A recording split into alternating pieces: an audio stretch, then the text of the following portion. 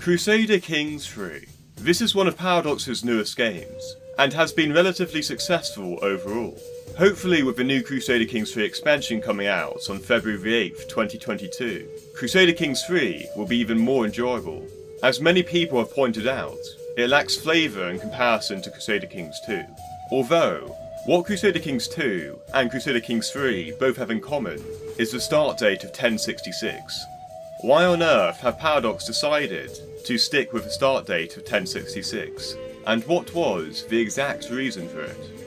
In another one of their flagship game series, Europa Universalis, they changed the start date from 1453 in EU3 to 1444 in EU4, perhaps thinking it would bring more players in because they had Byzantium in the game. I'm sure most English people watching have their own reason in mind, given the fact the date 1066 is ingrained into history students at school within the UK, which I'll explain about later. Therefore, in today's video, we discuss the reasons behind why Paradox decided to pick this start date for their medieval grand strategy game, and how they felt it would make the game far more enjoyable to play at this exact start date than any other start date around this time. Also, we are trying to get to 75,000 subscribers by the end of the year, so why not help us out and consider clicking that button? If this video also gets 3,000 likes, then I'll consider doing a video on why Crusader Kings 3 also starts in 867.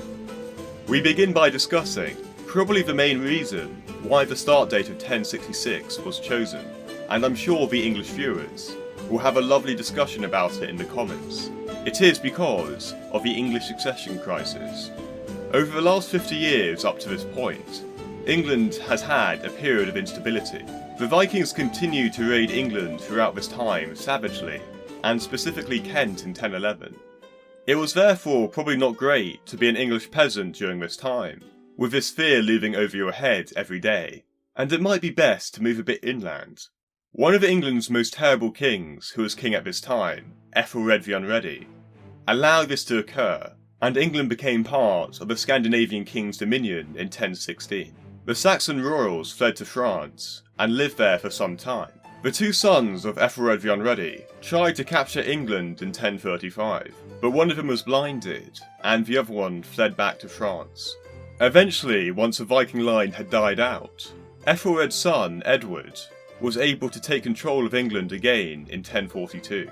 During his reign, things in England became relatively peaceful, with few disturbances from the Welsh and Scottish, and the economy was on the up. However, Edward the Confessor had problems controlling his extremely powerful vassals. Therefore, since Edward was unable to control his vassals, this would be a significant problem later.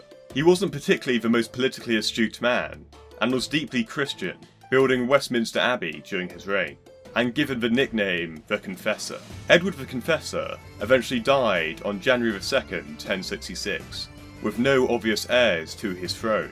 This brings us near the start date of Crusader Kings 3. There are 4 people who claimed the throne of England, although the boy with the best claim, Edgar Etheling, who was the grandnephew of the deceased king, is not really considered a serious contender. Edgar is very weak, and he's kind of just ignored initially, and no one really cares about him, since he was in no position to fight his claim, and perhaps surrendered a little too easily initially anyway. You can though play as him in the Earl of Warwick, so perhaps you could get him to the English throne. Therefore, there are 3 claimants to the throne, and you can play as all these characters in Crusader Kings 3.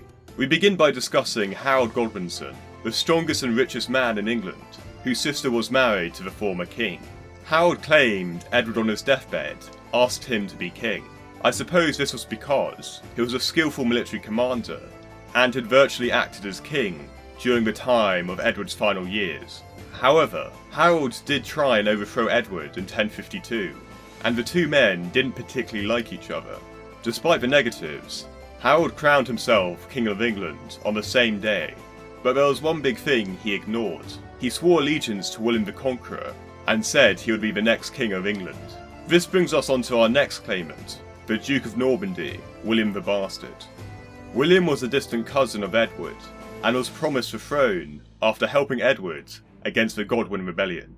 With the supposed support of Harold Godwinson, and being shown to be a competent ruler, which is highlighted in CK3 with his extremely high martial skill, It's no wonder why he gathered an army to try and take the English throne for himself. He was, however, illegitimate, weakening his claim to the English throne. The final claimant I wish to discuss is Harald Hardrada. He was a famous Viking warrior, becoming a mercenary for the Byzantine Emperor, and fighting all across Europe. During this time, he was one of the most feared men in the world, and his martial at the start date of CK3 is probably the highest in the game. He also had the support of Godwinson's brother, Tostig. So, what happened during this three-way collision? In summary, Harald Hardrada landed in northern England, which we can see in game, and crushingly defeated the northern English army at the Battle of Fulford. Harold Godwinson then sprinted up to meet the Viking army, and caught them off guard, defeating them at the Battle of Stamford Bridge. Many people consider this to be the end of the Viking Age. Even more reason to think this is a good start date for CK3. Harold then marched down to the southern English coast to face William the Bastard, but he was defeated at the Battle of Hastings, meaning William the Conqueror became King of England. These exciting battles and interesting characters certainly make Crusader Kings 3 more interesting, and many historians consider this a turning point in history. In my opinion, this is the main reason for the Crusader Kings start date. England, however, may not be the sole reason for the Crusader Kings 3 start date. The Iberian Peninsula also had some interesting starts given the history. Around the start date of Crusader Kings 3, three brothers controlled Leon, Castile, and Galicia.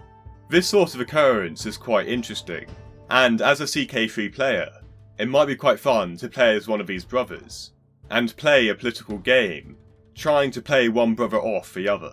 You can also potentially try and push out the Muslims, allowing you to claim Spain or Portugal for yourself. There's also loads of other interesting starts to choose from in Crusader Kings 3, from playing in Hungary and Poland, with both these nations going through interesting periods in their history, to going to North Africa and playing in the Almoravid Kingdom, or playing as the Fatimids, who claim to descend from the Prophet Muhammad. Sadly, we can't go into all these interesting stories in this video, but I'm sure you can search this all up. So before finishing off, do I think there's any other potential start dates you can choose from around this time period? For me personally, there's nothing as significant as what happened during 1066. However, a weak argument could be put forward for the Byzantine conquest of Bulgaria in 1018. The Byzantine Emperor, Basil II, is very famous given the fact he blinded his Bulgarian prisoners of war. The founding of the Great Seljuk Empire in 1037 could also be considered as an interesting start date, but again, both these start dates don't have the significance of 1066. What do you guys think though? Should Paradox keep this start date? I personally prefer to play in 867, because I love the chaotic world, and I feel 1066 is a bit more stabilised, with lots of big empires and kingdoms. But it will be interesting to hear what you guys have to say. Thank you for watching, make sure to subscribe for more Crusader Kings 3 content, and goodbye for now, I'll see you next time.